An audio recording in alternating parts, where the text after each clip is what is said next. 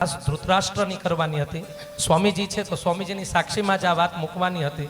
સહજ આપણને પ્રશ્ન થાય કે મહાભારતનો મહાનાયક કોણ અને મહાભારતનો ખલનાયક કોણ, અને ક્વેશ્ચન આન્સરિંગ કરીએ તો જવાબ અલગ અલગ હોય। કોઈક દુર્યોધન કહે છે, કોઈક શકુની કહે છે, પણ અહીંયા મહર્ષિ વેદ વ્યાસજી જ કહે છે મૂલમ ધૃતરાષ્ટ્ર અમનીષી।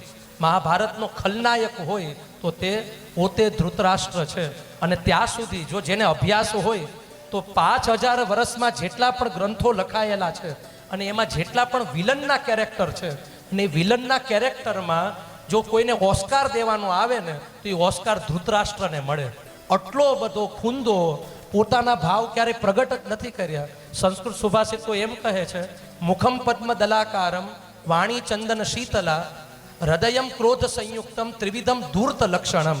ઉપરથી બહુ સારા રહે, અંદરથી ભડભડતો અગ્નિ છે તે વહેતો હોય, અને બોલે એવું મીઠું કે સામેવાળાને ડાયાબિટીસ થઈ જાય તો સમજી લેવાનું આ ધૂર્તના લક્ષણ છે।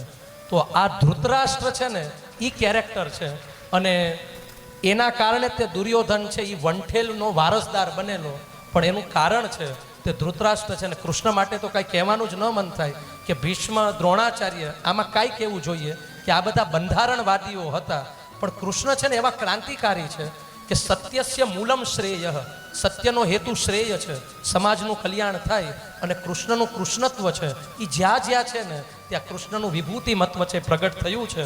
અને છેલ્લે રામધારીસિંહ દિનકરજીની પંક્તિ દ્વારા જે ભગવાન દ્વારકાધીશ જ્યારે વિષ્ટિ કરવા જાય છે અને એ પંક્તિ લખે છે, એ વાત દ્વારા અમારા મહાભારતના મનના મોનોલોગને અમે પૂર્ણ કરીએ। दो न्याय अगर तो आधा दो, अगर उसमें भी यदि बाधा हो तो दे दो केवल 5 ग्राम, रखो अपनी धरती तमाम। दुर्योधन वो भी दे न सका, आशीष समाज की ले न सका। उल्टे हरि को बांधने चला, जो था असाध्य साधने चला। जब नाश मनुज पर छाता है, पहले विवेक मर जाता है। हरि ने भीषण हुंकार किया, अपना स्वरूप विस्तार किया। डगमग डगमग दिग्गज डोले, भगवान कुपित होकर बोले।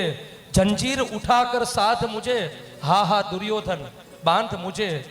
तो ले मैं भी अब जाता हूँ, अंतिम संकल्प सुनाता हूँ। याचना नहीं अब रण होगा, याचना नहीं अब रण होगा। जीवन जय कि मरण होगा। टकराएगे नक्षत्र निखर, बरसेगी भू पर वहनी प्रखर। फणशेष नाग का डोलेगा, विकराल काल मुंह खोलेगा। दुर्योधन रण ऐसा होगा, फिर कभी नहीं जैसा होगा। सौभाग्य मनुज के फूटेगे, वायस श्रृगाल फल लूटेगे, वायस श्रृगाल फल लूटेगे। મહાભારતના મહાનાયક શ્રી કૃષ્ણને પ્રણામ કરી અને સ્વામીજીના આપણે અગ્નિ મંત્રો